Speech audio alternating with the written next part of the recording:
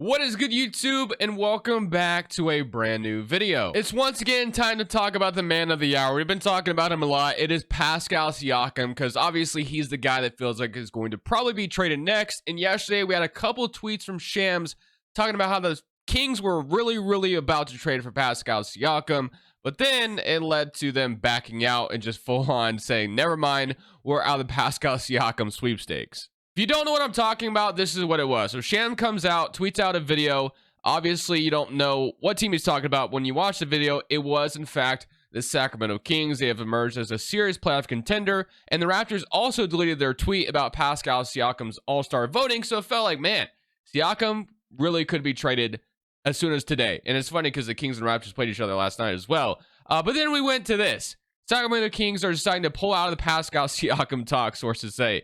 Things can be fluid, but Kings-Raptors talks are now over. So I'm going to assume that Masai Ujiri is asking for Keegan Murray, and that's why these talks are over. It's the only thing I can assume, which is why, obviously things didn't go anywhere. But we're going to pretend that things did go somewhere. We're going to be doing a Pascal Siakam what if Sacramento Kings Rebuild. Before we get into today's video, make sure you guys drop a like on this one and subscribe if you are new to this channel. As always, greatly appreciated. So the problem, of course, with trading for Pascal Siakam is a lot of the time we've heard that he doesn't want to guarantee he's resigning anywhere. So obviously, if you're like the Kings, why on earth would you trade Keegan Murray if you're not even going to get Siakam guaranteed to want to resign? Like, if now I will say, if Keegan or if Siakam was like 100% on board to resign with Sacramento, maybe you could throw Keegan Murray in there. I would still do my very best if I was the Sacramento to keep him.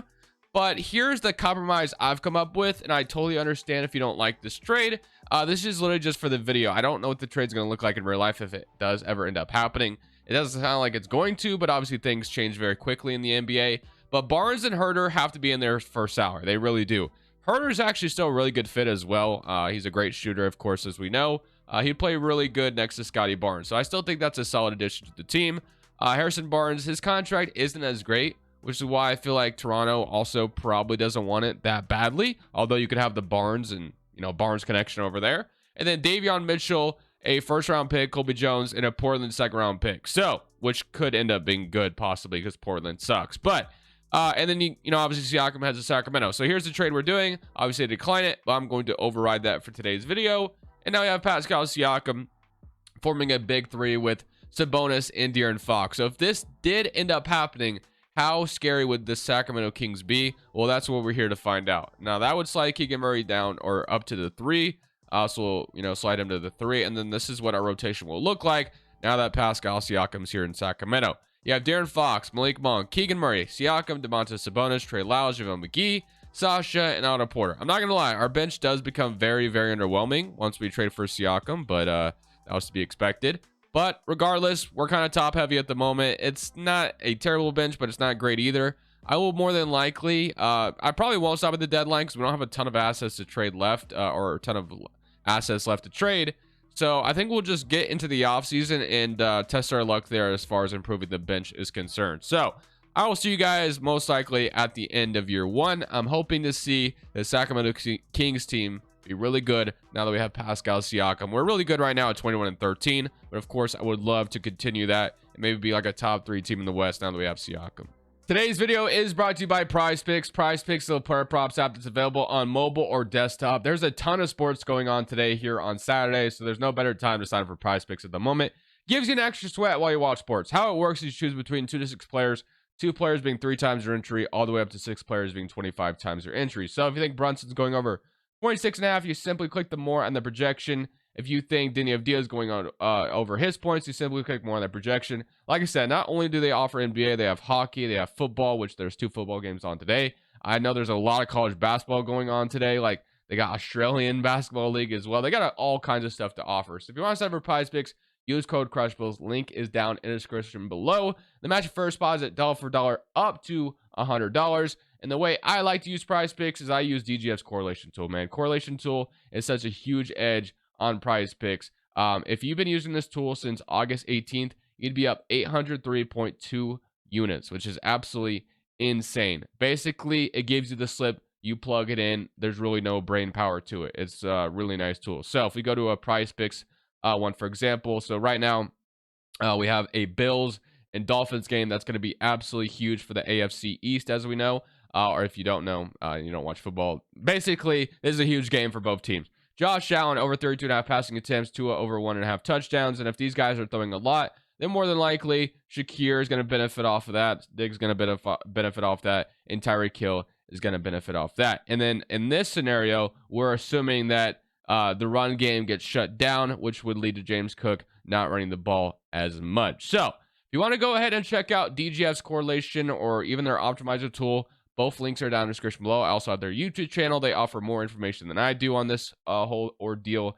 But thank you to Prize Picks and DGF for sponsoring today's video. So year number 1 doesn't end up going very great for us. I'm not going to lie. We kind of fell off a little bit. I know that our bench needs some improvement, but I was kind of hoping our starting 5 would carry us where we needed to be. But unfortunately, that was not the case at all. So we end up as a play-in team as the 10th seed in the West. I'm glad we got in the play-in, but obviously very disappointed that we're not in the straight-up playoffs, which sucks. But I think the main thing we need to figure out is the bench. The bench definitely needs some work, but hopefully we can find a way to get out of the play-in. But we do play a team like the Thunder in the first round of the play-in, which is never easy, of course. So let's go ahead and see if we can beat the Oklahoma City Thunder to maybe get in the second leg of the play-in. And then if we're in the playoffs, and maybe we can go far. I mean, if we could blow out the Thunder, which we kind of were for a second, but they get back in the game, looks like we might be going home here. It's a close one relatively, but I think the Thunder are going to get it. We lose by 2. So unfortunately, lose by 2.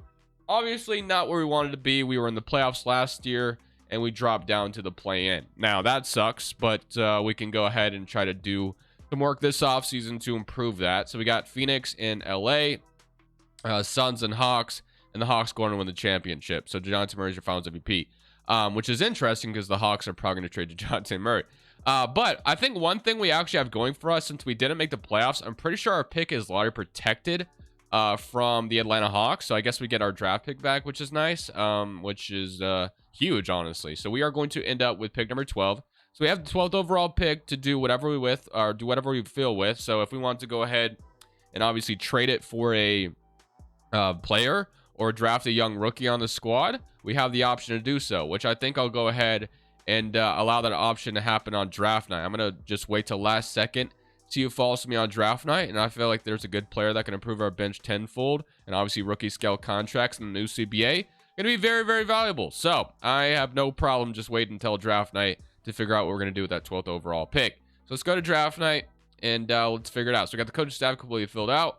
12th pick, and then I don't know if there's like any contracts I'm like desperate to get rid of. So you have like Sasha, Trey Lyles I want to keep off the bench if possible. So if I could throw Sasha and Chris Duarte together to get something out there, I wouldn't mind that. So let's just, waiver this option real quick just to see. So Clarkson, Collins, Robinson, Josh Hart. There definitely is some tempting options on the table. I cannot deny that. But again, I think I'm going to wait until we just get straight into the draft and kind of figure out who's on the table. So simulate to pick number 12, and let's see what our options are. So we have Ron Holland falling all the way to number 12. I don't know if I can pass up on that. Obviously a projected top 3 pick falls all the way to us at number 12. Yeah, I think we got to go ahead and press the draft button here. So I'm going to go ahead and take Ron Holland here out of high school. Obviously he's out of G League Ignite, but thank you to everyone who passed up on him. I will take a 77 overall off the bench who will continue to progress for us. So Keegan Murray, our forward position, is very, very good. And then obviously the biggest thing we need to worry about is re-signing Pascal Siakam, which in this scenario, we are definitely re-signing him. But in real life, will he re-sign with the Sacramento Kings? I have no idea, which is possibly why they don't want to give up as much as they, as much as obviously what Toronto would want. But I'm also going to re-sign Malik Monk as well, so we can re-sign both Siakam and Malik Monk. That'd be awesome. So bring both those guys back. Just kidding. We actually don't have enough to sign Malik Monk. That is terrible. Keelan Hayes, Gary Trent Jr., I guess, would be a solid replacement. Play with Pascal Siakam in Toronto. So that sucks that we can't get Malik Monk back. That's really unfortunate. I really wanted him back. I figured we would have his bird rights, but 2K says we don't have it for some reason. So Magic are offering him a good... Okay, actually, we might be able to get him back. So let's try this again. Now, unfortunately, Orlando might have a better offer than us, which really sucks. I do want him back. And yeah, so we don't have the best offer on the table. Although we have a longer contract, and that's kind of unfortunate. So We might lose Malik Monk, which really sucks. I think I'd like to keep him with his college teammate, De'Aaron Fox. They both went to Kentucky, but Orlando is barking up that tree. For whatever reason, I don't have enough to... I mean, I would be crazy to do, but I would be okay with giving him a no-trade clause if it meant I get to keep him. I don't want to lose him, man. I don't. So, let's try this again. I don't even think that gives me that option, though. Let's see. Sign... Yeah, not even give me the option of a no-trade clause, even if I wanted to. So 4 years, 17.4. I mean, there's really not much I can do. I guess I can make it a 2-year deal. I don't know if that's going to change anything as the interest goes up. Let's see. That changes anything in our luck. Does it go our way now? Probably not. There he is. Let's see.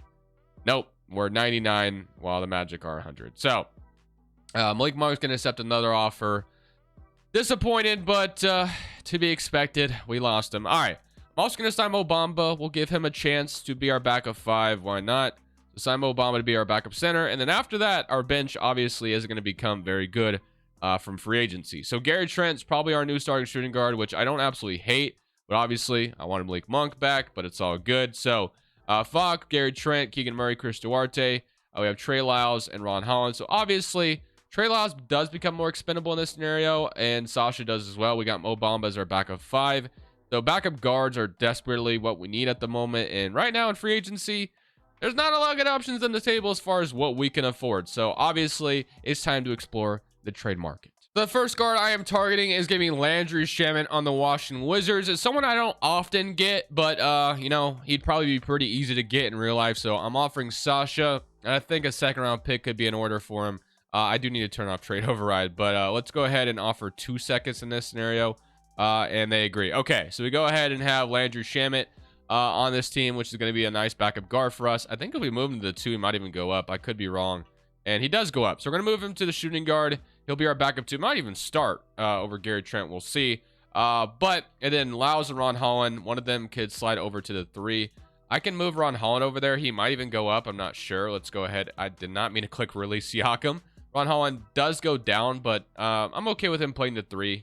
We can deal with that. So Ron Holland is going to play the 3, while Landry Shamet, I'm going to make his secondary position point guard. And then right now, we basically need a small forward, or actually, we kind of have a 4 rotation as it is, which isn't my favorite rotation in the world, but it's better than what it was. And it gives us the option to maybe do something at the deadline, and I'll sign like a Cameron Payne as well, just for some extra depth. And then that'll probably be it. And then we'll sign another backup 5 like Knowledge as well. So that will be our offseason. Not that great, but not that terrible either. So Keegan Murray is up. Gary Trent is up. Landry Shamet is up. Ron Holland is down because we moved him, of course. But he'll play some pivotal minutes off the bench for us. He'll probably be like our go-to bench guy, which depending on a rookie for that isn't always the greatest idea in the world. But I think we get away with it. We'll see. And if nothing else, he always becomes an asset down the line if we feel like we need to make another move.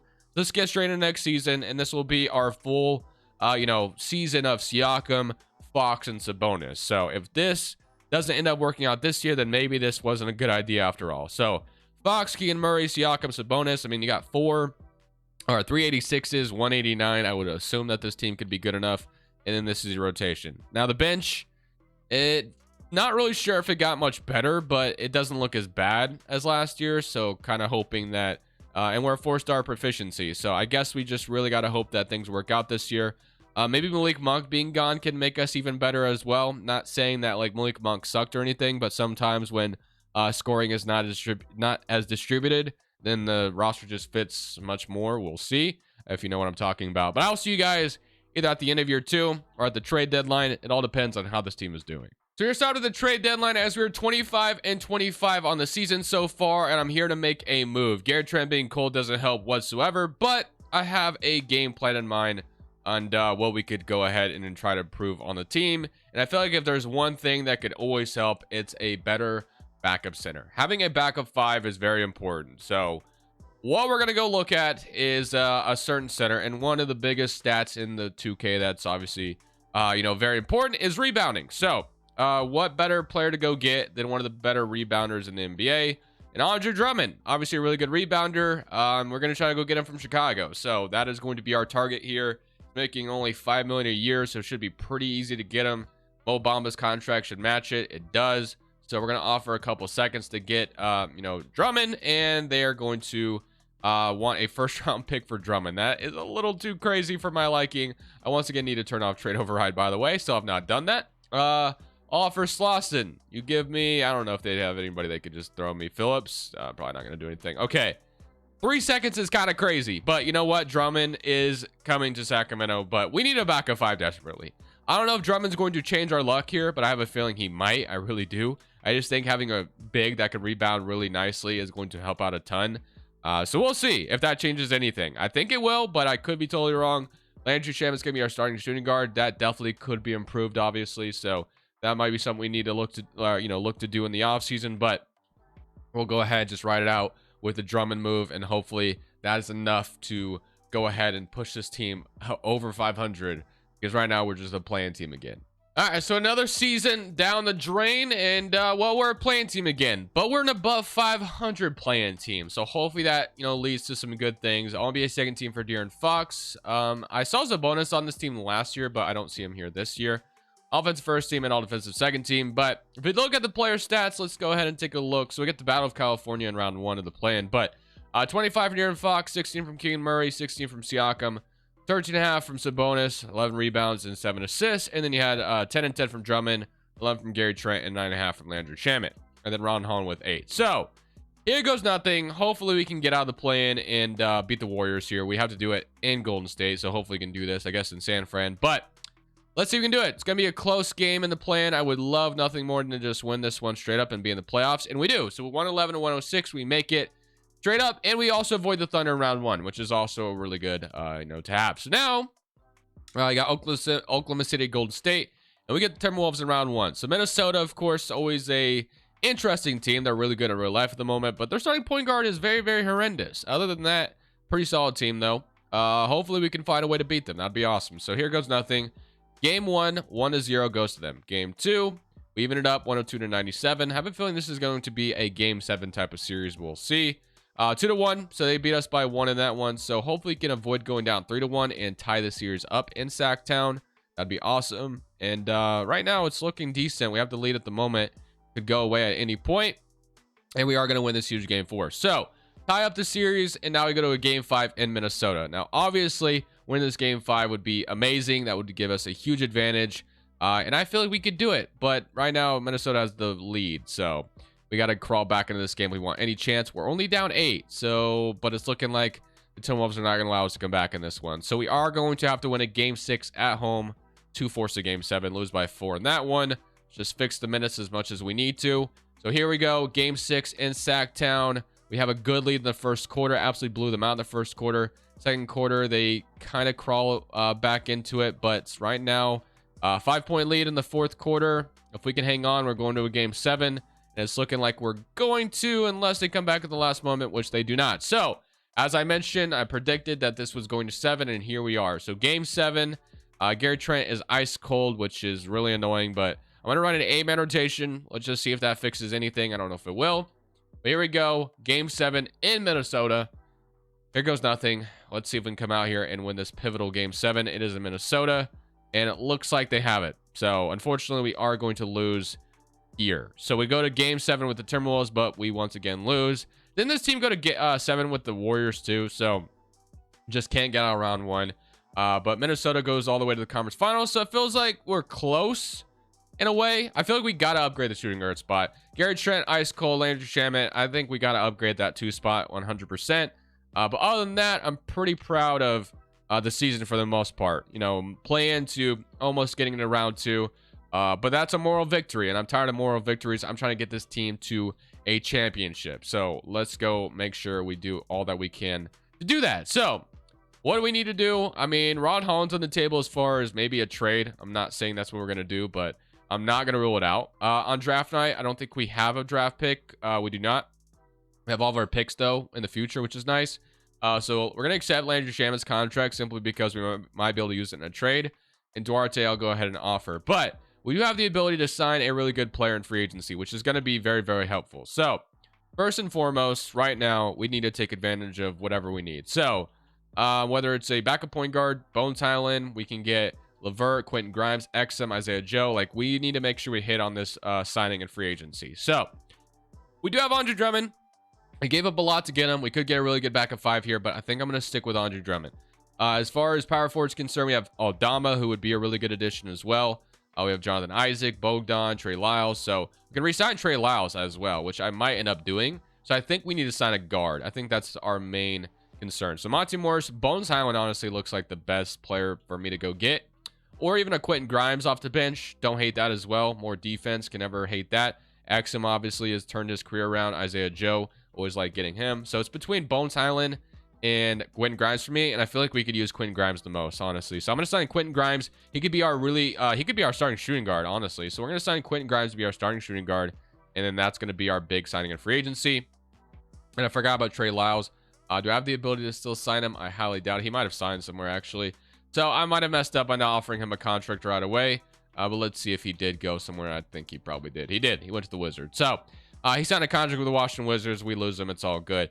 Now, what we could technically do is move Ron Holland back to the 4. He would probably go up in overall by doing so as well. So let's go ahead and move Ron Holland back to the 4. If that's what it takes for him to, go up in overall, we'll do it. So he'll go to the back, or, be the backup power forward. Now we have Quentin Grimes, who's probably our starting 2 next year, which I do like a lot. And we need to focus on trading one of these guards for a 3 or a backup point guard. So that's what we're doing next. We're going to do this trade with the Miami Heat, where we walk away with Caleb Martin as our backup small forward probably for next season. So I'm actually feeling really good about that. They want to do a pick swap. I'm okay with that. Let's do it. So pick swap, we get Caleb Martin, which is nice. So Caleb Martin, we can move him to the 3 or the 2, but we're going to move him to the 3 to be our backup small forward. But I do love the addition of Caleb Martin. I think that's going to help out a ton. So now our bench feels a lot better. It does. It feels really, really good. I love the addition of Quentin Grimes as a starting shooting guard. He'll be a really good fit here, honestly, like a phenomenal fit. Hopefully he won't go cold on us either, so that should help out a ton. We kind of have a full rotation that I feel pretty confident about. So we can sign like a Luke Kennard in free agency too, which I'll go ahead and do just in case. So I'll sign Luke Kennard, and that will probably be it. I'll sign like Larry Nance as well. So that will be our rotation. I'm feeling pretty solid about what we were able to accomplish this offseason. I feel good that we could maybe get into next year. I think our starting shooting guard being Quentin Grimes is going to help out a ton.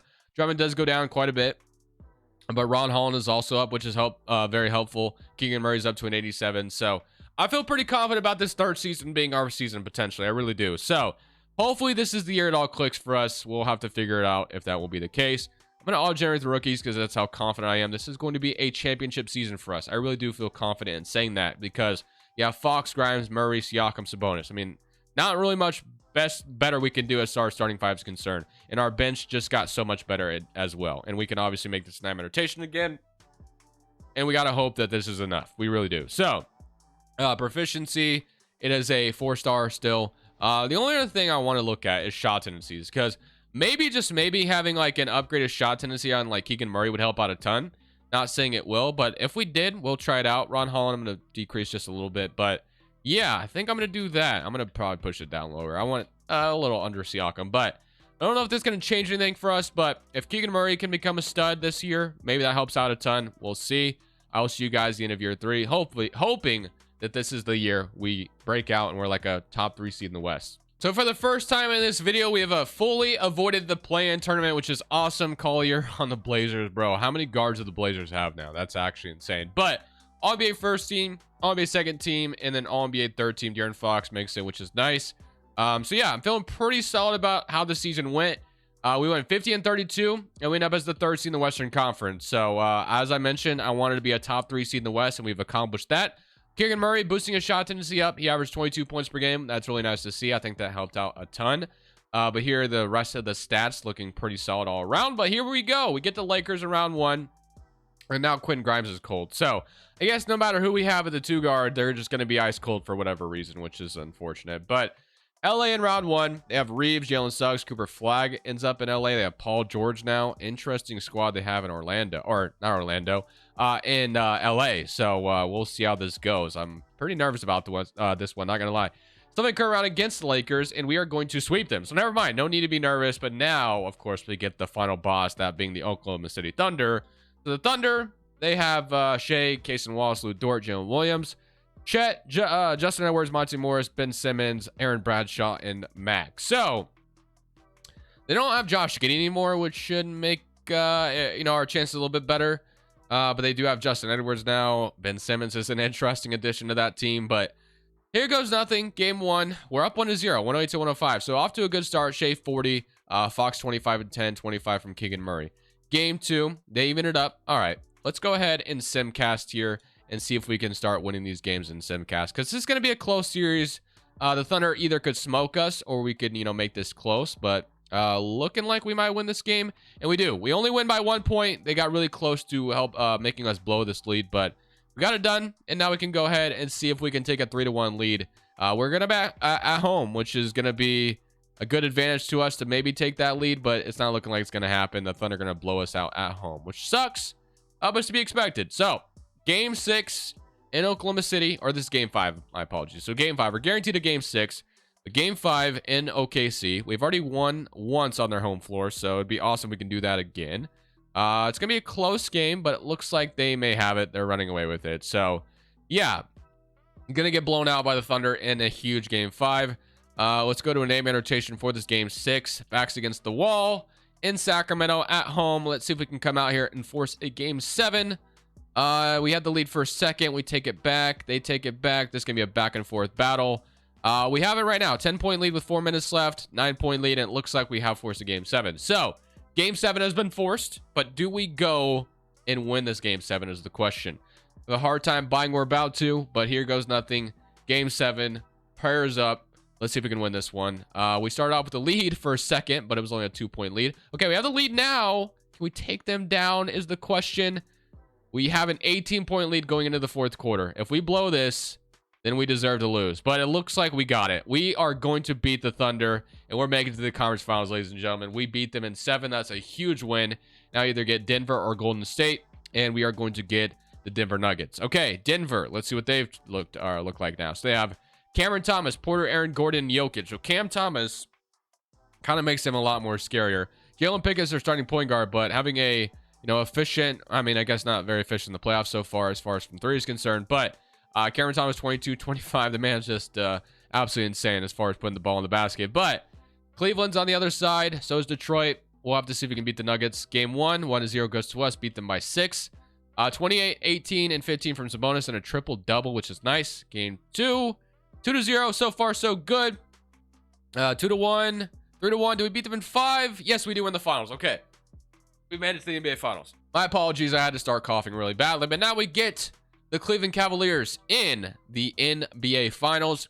We have Garland, Mitchell, Strus, Mobley, Jarrett Allen, Moses Moody, Cameron Reddish, and Craig Porter. Okay, we've gotten this far. Let's see if this can be our year to go win this championship. Game 1, 1-0. Good start. Game 2, they even it up. Game 3, we need it. Game 4 is going to go to a very, very interesting one in Sacramento. We got to win this one if we want any chance of winning this series. We cannot go down 3-1 to the Cavs. That is a death wish. So far, this looks good. We are going to even it up 100 to 135. Looking good. Ron Holland, huge game there. All right, game 5 in Cleveland. If we can take this, but it's looking like they're going to run away with it literally in the 1st quarter, which sucks, but maybe we make it close. You know what? I don't think we got it. I don't think we're going to get this, but okay. 110 and 1. Yeah, we lost. Lost by 7. We made it close somewhat at the end, but game 6 in Sacramento. Here goes nothing. We cannot afford to lose this, obviously, or we're not going to win a championship because that would lead us to being eliminated. And we take the lead in the 4th quarter. Now, can we hang on to is the question. We are going to allow them to take it back. We are down 2. We take it back, which is nice. They take it back. Back and forth game. This is going to come down to the wire, but we're trying to push for a game 7.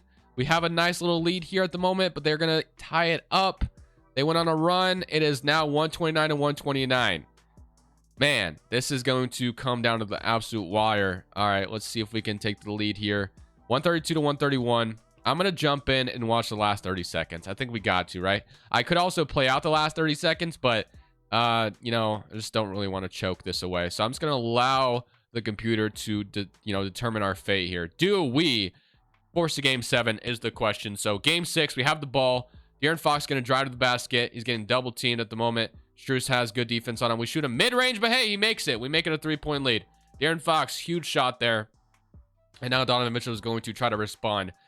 All right, Caleb Martin on Donovan Mitchell. Cavaliers going to call a timeout, which is fair. I think that's more than fair. So here it goes, nothing, to see if we can get a stop. We need an absolute stop here, and it's going to be a tough one, but here we go. We got Keegan Murray, Quinn Grimes out here. So, ooh, okay, never mind, no backcourt. All right, Mitchell gonna have the ball. He's gonna get, it looked like a screen from Garland, but he gets a screen from Allen instead. He's gonna drive. Ooh, okay. Nice. That was a nice shot. I thought he was going to drive the basket, step backs, and hits the mid-range. So we're going to be sending Quinn Grimes to the free throw line. So hopefully Grimes can go knock down these free throws, give us a 3-point lead again. And he is going to make the first one. Cleveland does not have a timeout, so we don't have to worry about that. And we can hopefully make the second one. And we're going to make both. Okay, Quinn Grimes, huge shots to put us back up 3. 15 seconds left on the clock. We know what they need. They need a 3. So let's guard the 3-point line. Gonna send it out to Mobley. Mobley for 3 is going to be out. Sabonis is gonna get the rebound, and that should be all she wrote. 6 seconds left. As long as Sabonis can knock down at least one of these, we should be in the clear, and he's going to make the first one. So that should absolutely ice it. And if it makes the second one, that should make it even better. And it looks like we are going to go to a game 7. So it looked scary there for a second, but we take the lead in the fourth quarter. And we don't give it back up. Donovan Mitchell is going to shoot up one last 3. He's going to hit it, but it does not matter. We win the game by 2. We're going to a game 7, ladies and gentlemen. Let's see if we can go win it. All right, going to Cleveland for a game 7. Here goes nothing. Can we go out here and win a championship in Cleveland? And so far, we have a really good lead. We've won both the first and the second quarter. Can we keep that foot on the pedal? We have an 18-point lead in the fourth quarter, and it looks like we've done it, ladies and gentlemen. We have brought a championship to the Sacramento Kings. Darren Fox, Finals MVP. For the first 2 years, we were really struggling, but I think getting Caleb Martin, obviously signing Quentin Grimes, I think those were 2 really solid additions for us. So, hope you guys enjoyed the video. Will the Sacramento Kings trade for Pascal Siakam, or are they officially out of the talks? Again, Toronto is 100% asking for Keegan Murray. I don't see how they're not. But thank you guys for watching. This is Crushables. I'm saying peace. Thank you guys so much for watching. Make sure you click here to watch another video that I know you'll love.